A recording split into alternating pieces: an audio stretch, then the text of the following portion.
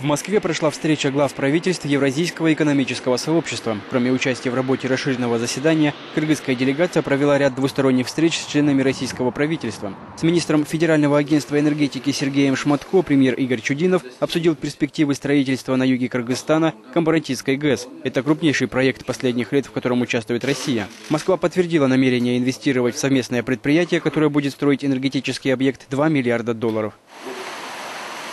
Вторая важная встреча с главой «Газпрома» Алексеем Миллером. Готовится приватизация компании «Кыргызгаз», и Россия имеет к этому непосредственный интерес. Чудинов и Миллер договорились о сроках и механизме продажи.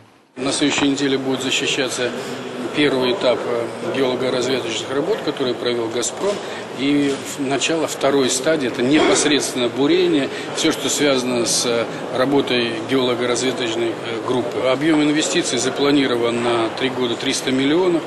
В этом году, на это полугодие запланировано более 30 миллионов уже непосредственно вложить в геологоразведку.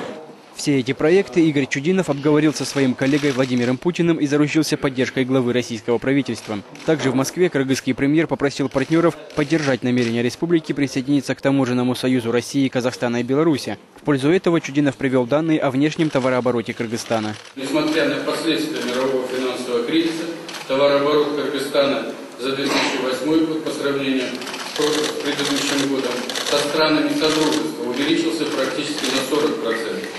По словам главы кыргызского правительства, внутренняя программа развития страны корректируется в соответствии с активизацией внешней экономической политики Кыргызстана, в первую очередь в рамках важного для государства регионального объединения Евразийского экономического сообщества.